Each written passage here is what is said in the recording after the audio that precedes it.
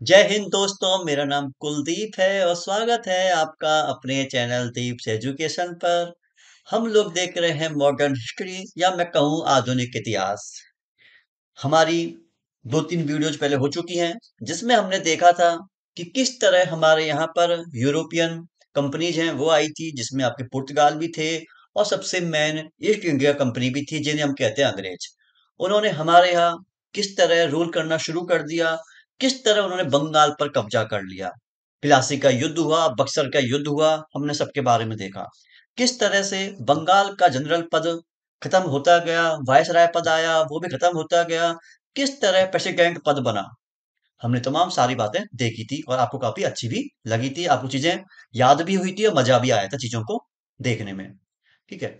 उसके बाद में अब धीरे धीरे चीजें बढ़ती हुई जाएंगी, लड़ाइयां होंगी, क्योंकि वो अब अपने आतंक पर अंग्रेज आ चुके हैं। उनको मालूम चल चुका है कि हमारे हिंदुस्तान में उनका वो एक तरह से पूरा अधिकार हो चुका है। ठीक है। इसी सिलसिले में हम लोग सबसे इंपॉर्टेंट है वो पढ़ते हैं 1857 की क्रांति। अगर आप चैनल पर नए हैं तो चैनल को सब्सक्राइब कर लेंगे, जिससे आगे की जो भी वीडियोज है वो आप तक पहुंचती रहेंगी। लास्ट में वीडियो अच्छी लगेगी तो वीडियो को लाइक करके जरूर जाएंगे।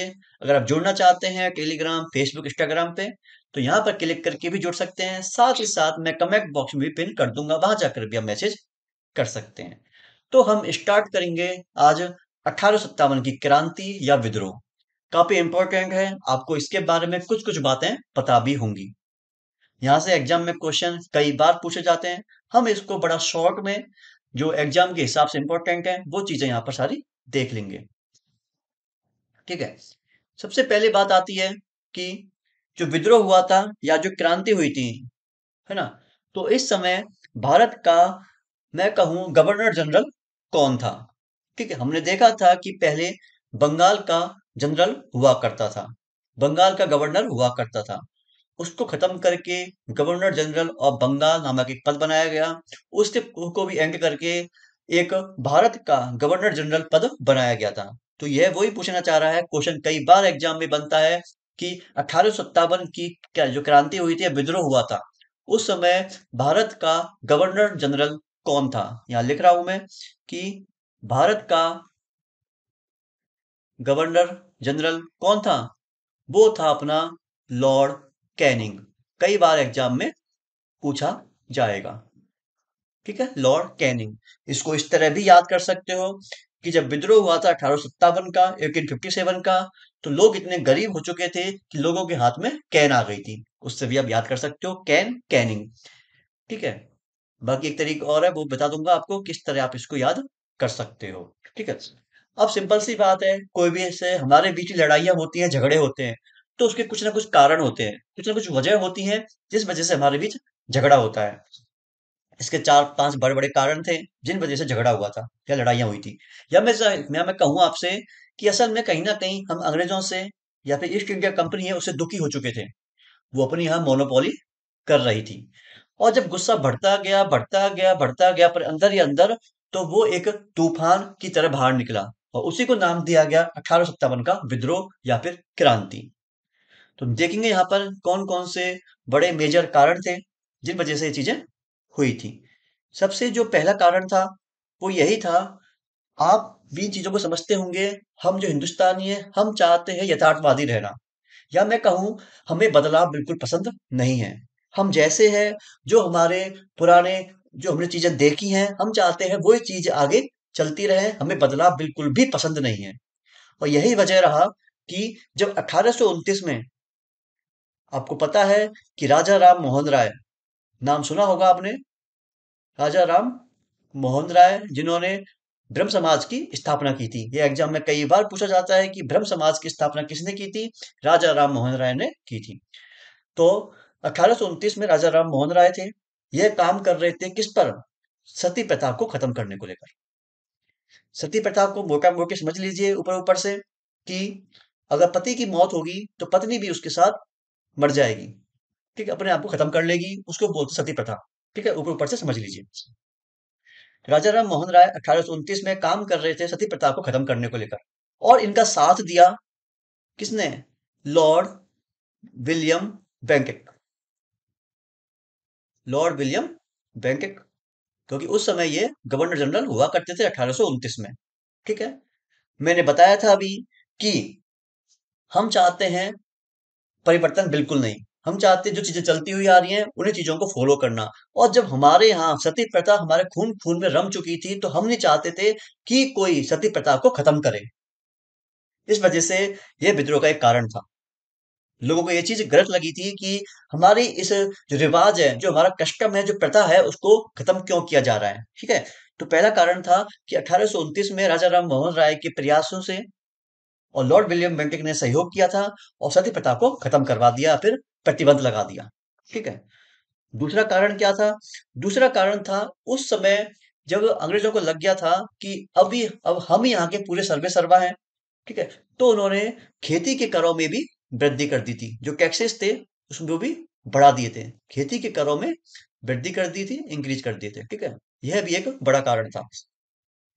एक कारण और था, जैसे जो आज के टाइम में भी होता है कि आप हमारे साथ कुछ भी कर लीजिए, लेकिन हमारा जो रिलीजन है, हमारा धर्म है, उसके साथ आप छेड़छाड़ नहीं कर सकते। ठीक है। तो अंग्रेजों ने क्या किया था, हमारे जो धार्मिक चिन्ह थे, धार्मिक चिन्ह थे, जैसे हम लोग लगाते हैं तिलक, उसको इन्होंने बंद कर दिया था। धार्मिक चिन्ह जैसे कि तिलक, सरदार है वो बांधते हैं पगड़ी, उसको खत्म कर दिया था कि पगड़ी कोई नहीं बांधेगा। ब्राह्मण होते हैं वो पहनते हैं जनेऊ, जनेऊ कोई नहीं पहनेगा। तो इस तरह की चीजें थी, उनको अंग्रेजों ने बंद कर दिया था कि यह कोई नहीं करेगा, प्रतिबंध या बैन लगा दिया था। ठीक है। जो भी एक जो कारण था क्रांति होने का, उसका एक बड़ा कारण था। सबसे जो बड़ा कारण था, बड़ा जो रीजन था, वो आप सब ने भी कई बार सुना होगा, पढ़ा होगा 10th 9th क्लास में, कि आपको पता है कि हिंदू धर्म में गाय को माता माना जाता है, गाय को पवित्र माना जाता है। ऐसे ही जो मुस्लिम्स हैं, उनमें सुअर को, या मैं कहूँ पिग को, बड़ा ही बेकार माना जाता है। वो मानते हैं यह बहुत अनक्लीन है, यह साफ सुथरा नहीं होता। इसलिए सुअर के अपना मुंह लगाना एक बहुत बड़ा अपराध माना जाता है मुस्लिम्स में। ठीक है। और उस समय हिंदुस्तान पाकिस्तान, यहाँ को हिंदू मुस्लिम सब एक थे, एक ही ये देश हुआ करता था। ठीक है। तो अंग्रेजों ने क्या किया, एक नए प्रकार का कारतूस बनाया। कारतूस मतलब होती है गोली, जो पिस्टल में आप डालते हो, कारतूस। ठीक है। एक नए प्रकार का कारतूस बनाया। और कारतूस की खास बात क्या थी, वो बना था चर्बी से। और चर्बी किसकी? कारतूस था वो चर्बी से बना था। और चर्बी किसकी थी? चर्बी थी एक तो गाय की, और एक थी सुअर की। अब ऑब्वियस सी बात है, जब कारतूस को आप भरोगे, उस टाइम मुंह से चलाया करते थे कारतूस। ठीक है। तो आपकी जो गाय का मांस है वो आपके मुंह से टच होगा। गाय को हम मानते हैं माता, तो हम उसको ऐसा कर नहीं सकते हैं। सुअर, सुअर को हराम मानते हैं, बेकार मानते हैं मुस्लिम्स में। तो जब उनके मुंह के लगेगा तो वो चीज भी है बेकार मानेंगे। ठीक है। तो जो नए प्रकार के कारतूस बनाए थे, वो गाय और सुअर की चर्बी से बने हुए थे। इसलिए जो भारतीय सिपाही थे, उन्होंने इस कारतूस को चलाने से मना कर दिया था। यह सबसे बड़ी बड़ी जो वजह थी विद्रोह होने की। ठीक है। अब देखेंगे इसमें इंपॉर्टेंट चीजें कौन कौन सी हैं जो आपके एग्जाम को देखते हुए आने वाली है। सबसे पहली चीज यही आएगी कि 1857 की क्रांति के समय भारत का गवर्नर जनरल कौन था? वो आंसर था लॉर्ड कैनिंग। बताया था मैंने, जब क्रांति हुई थी, लोग इतने गरीब हो चुके थे कि वो उनके हाथों में कैन आ गई थी। कैन से भीख मांगना शुरू कर दिया था। ठीक है।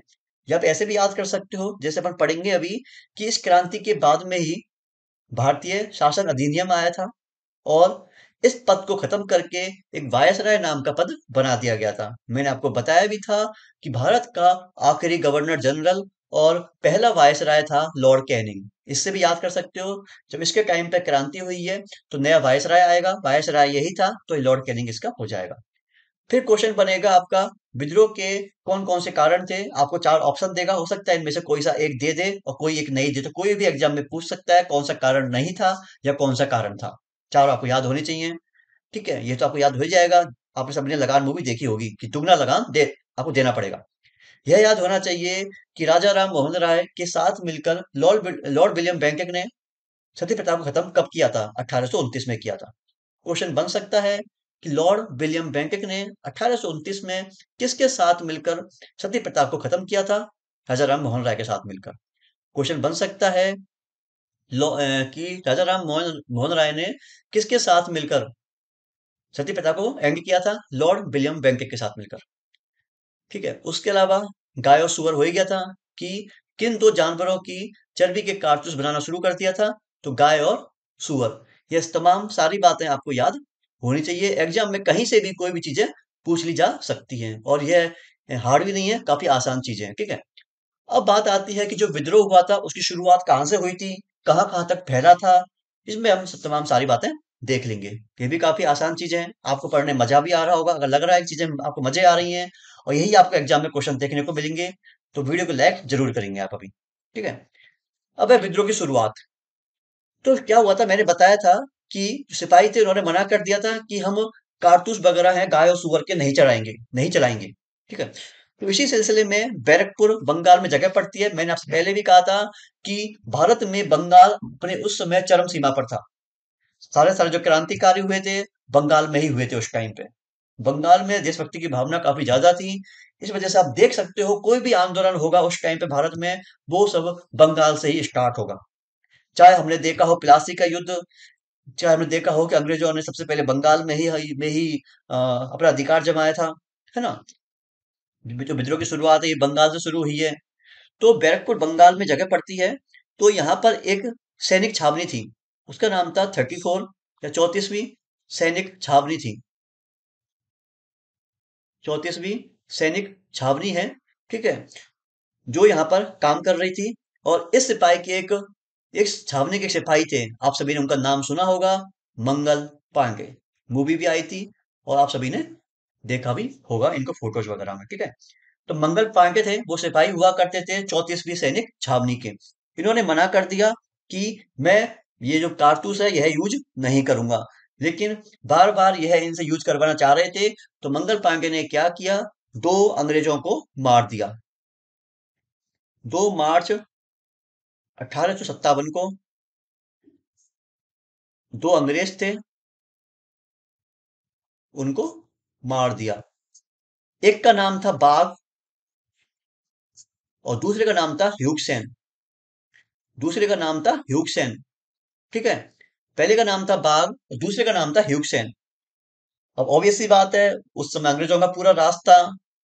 तो जब मंगल पांडे ने दो को मारा, 2 मार्च 1857 को, तो फिर जो पांडे जी हैं, जो मंगल पांडे हैं, इनको गिरफ्तार कर लिया गया था।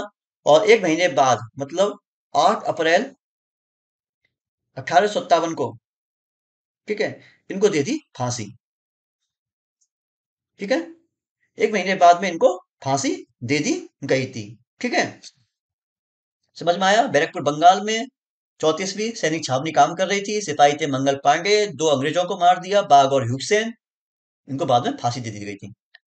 अब क्या हुआ कि जब उनको मार दिया, तो ये खबर है, न्यूज है, आपको पता है क्रांतिकारी हर जगह होते हैं। तो यह जो बात है यह पहुंच गई मेरठ यूपी। उस समय ये आपके व्हाट्सएप या इंस्टाग्राम वगैरह हुआ नहीं करते थे, सोशल मीडिया हुआ नहीं करता था। तो वहां पर खबर पहुंची मेरठ में। मेरठ पड़ता है कहाँ पर, यूपी में। ठीक है, तो मेरठ में क्या क्या किया, एक महीने बाद में, मतलब मैं कहूँ 10 मई 1857 को, ठीक है, इन्होंने क्या किया, अंग्रेज सिपाहियों को मार दिया। को मेरठ में सिपाहियों ने अंग्रेज सिपाहियों को मार दिया। ठीक है, अंग्रेज सिपाहियों को मार दिया। ठीक है, और फिर क्या हुआ, भारतीय सिपाही थे, इन अंग्रेज सिपाहियों को मार के चले गए दिल्ली। कहाँ चले गए, दिल्ली चले गए। क्योंकि आपको पता है, जैसे हम भी कोई काम शुरू करते हैं, आप भी कोई काम शुरू करते हो, या गवर्नमेंट कोई भी काम शुरू करती है, तो वो चाहती है कि हमारे ऊपर कोई ना कोई एक हो जो हम सबको रिप्रेजेंट करे, एक अकेला, जो हमारा बॉस हो, हमारा सीनियर हो। ठीक है, तो ऐसे ही जो भारतीय सिपाही थे, उनको भी किसी नेतृत्व की जरूरत थी, जो उनको बताए आगे क्या करे।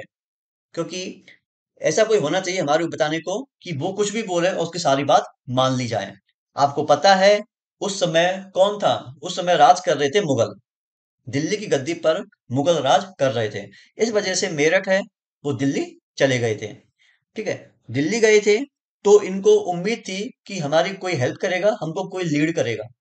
तो जो इनके पास लीड करने के लिए उस समय दिल्ली की गद्दी पर बैठे हुए थे, वो थे बहादुर शाह जफर। आपने नाम कई बार सुना होगा। मैं कहूँ बहादुर शाह सेकंड या कहूँ बहादुर शाह जफर, दोनों एक ही बात है, ठीक है। क्योंकि Bahadur Shah first I think Aurangzeb का बेटा हुआ करता था, ठीक है। तो इनका नाम था बहादुर शाह जफर भैया बहादुर शाह सेकंड। उस समय उनकी एज 84 ईयर्स हुआ करती थी, 80-85 साल के थे। बेचारे अपने जीवन की आखिरी सांसें जी रहे थे। लेकिन वो कहते हैं ना कि जबरदस्ती बलि का बकरा बना दिया या फिर जबरदस्ती किसी को वो कि मरवा दिया। तो इनको यहाँ पर किसी सहारे की जरूरत थी, कोई नेता चाहते थे अपने ऊपर। तो इन्होंने जो बहादुर शाह जफर है उनसे कहा था कि आप हमारे नेता बन जाइए। उन्होंने खूब मना किया, मुझे नेता नहीं बनना, नहीं बनना, मेरी उम्र हो चुकी है। लेकिन उन्होंने फिर भी कहा कि आपको नेता बनना पड़ेगा। धीरे धीरे आपकी जो मुगलिया ताकत है या जो मुगल हुकूमत है, धीरे धीरे खत्म होती जा रही है, क्योंकि यहाँ पे अंग्रेज राज करते हुए जा रहे हैं। बड़ी मुश्किल से बहादुर शाह जफर है वो मानने का परिणाम यह रहा कि उनको अंग्रेज उठा के ले गए और रंगून की जेल में बंद कर दिया। रंगून है, ये पड़ता है म्यांमार या मैं कहूँ बर्मा में।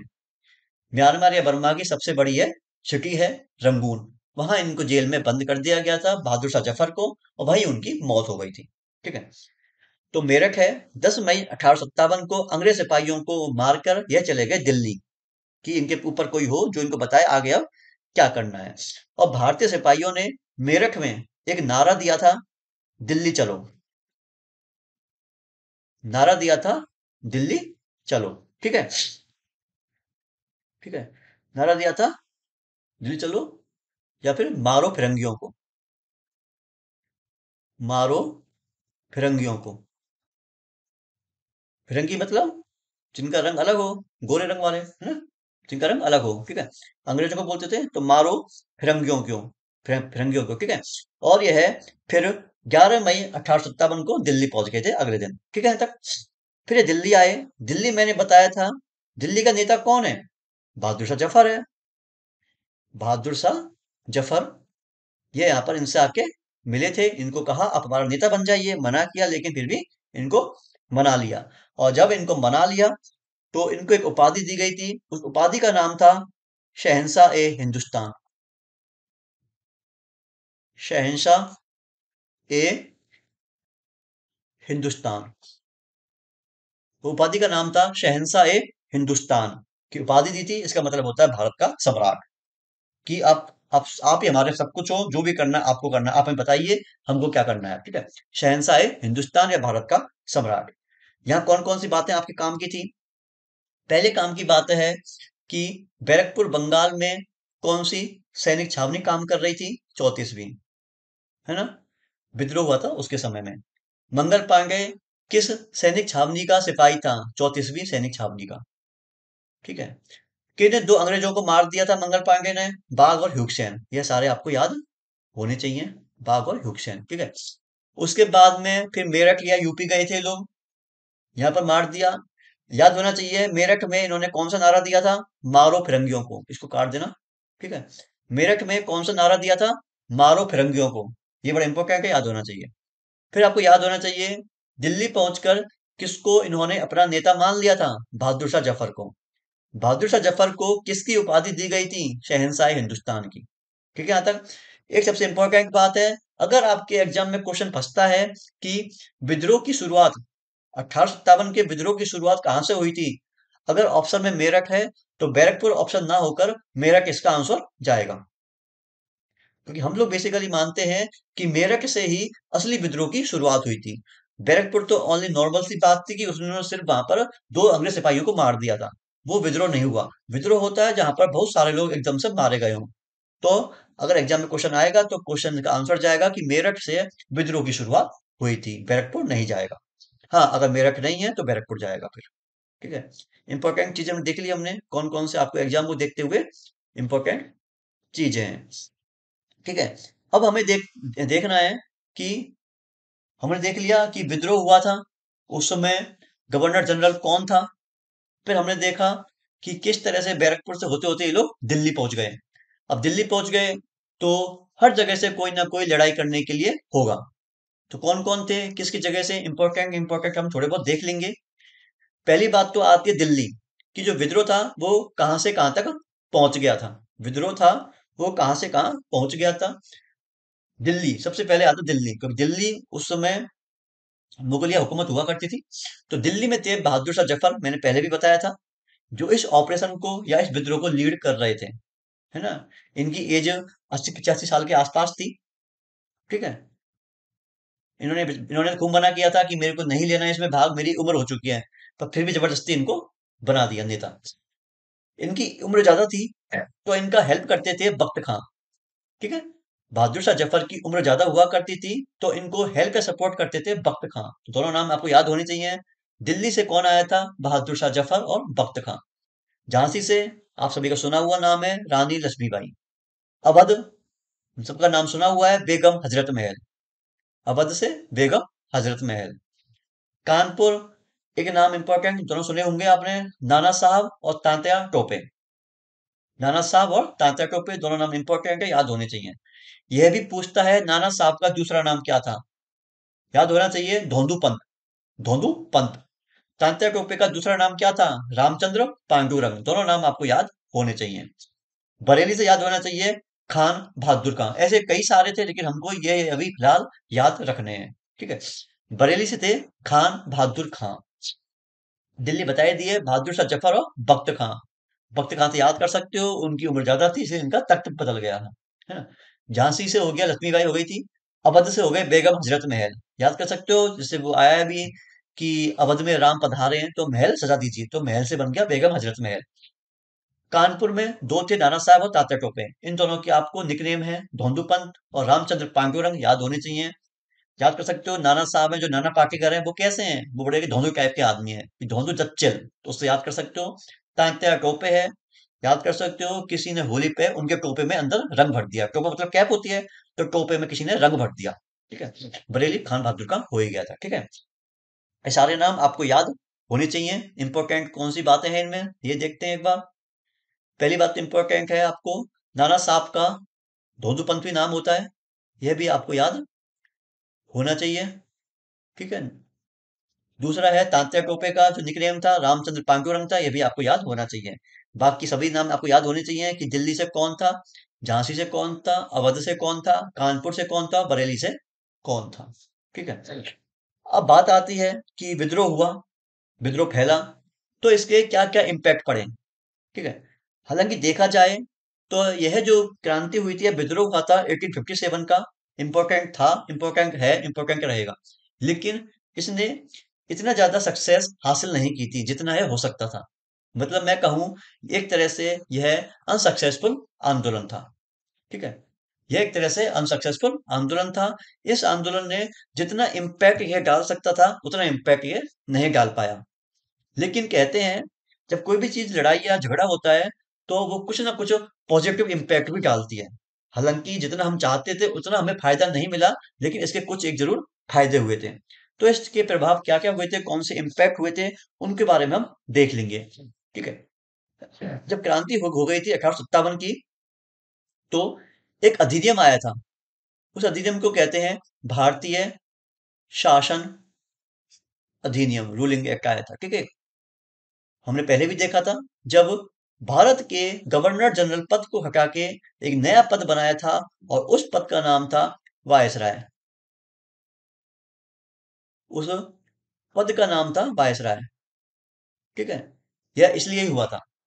इस वायसराय पद में क्या होता है, इसमें ऐसा होता है, आपको पता है कि इंग्लैंड में महारानी राज करती है, अभी भी करती है। तो महारानी का एक प्रतिनिधि होगा, महारानी का एक रिप्रेजेंटेटिव होगा, जो इंडिया में रहेगा, उसको बोलते हैं वायसराय। ठीक है। तो क्या क्या प्रभाव हुए थे। पहला प्रभाव तो यही हुआ था कि जो ईस्ट इंडिया कंपनी है, यह यहाँ पर भारत में राज नहीं करेगी। ठीक है। ईस्ट इंडिया कंपनी की भारत में समाप्ति। ईस्ट इंडिया कंपनी है, भारत में राज नहीं करेगी, भारत में रूल नहीं करेगी। दूसरा है, भारत पर अब ताज का शासन होगा। भारत पर अब ताज का शासन होगा। ताज कौन पहनता है, ताज पहनती है इंग्लैंड की महारानी। भारत पर ताज का शासन होगा।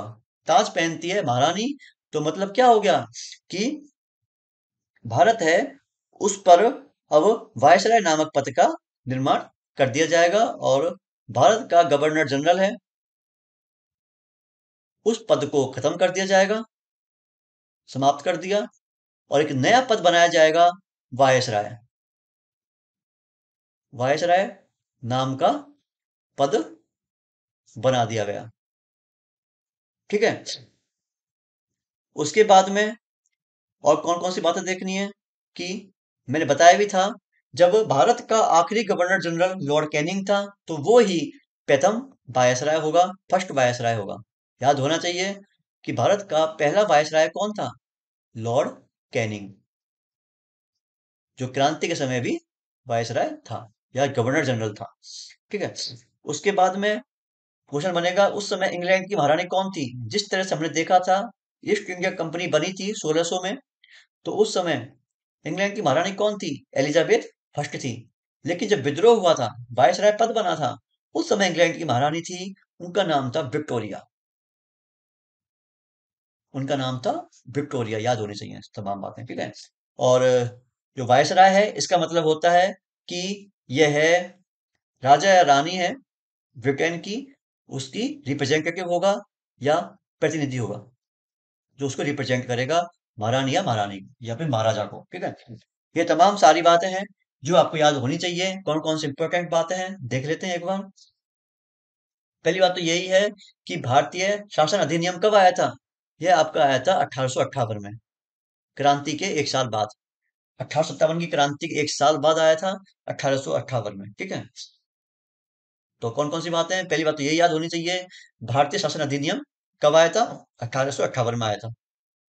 क्वेश्चन बन सकता है, भारतीय शासन अधिनियम से किस नए पद का सृजन किया गया या फिर किस नए पद को बनाया गया? वायसराय पद को बनाया गया। क्वेश्चन बन सकता है कि राजा या जो रानी थी, उनके रिप्रेजेंटेटिव को क्या बोलते थे? वायसराय बोलते थे।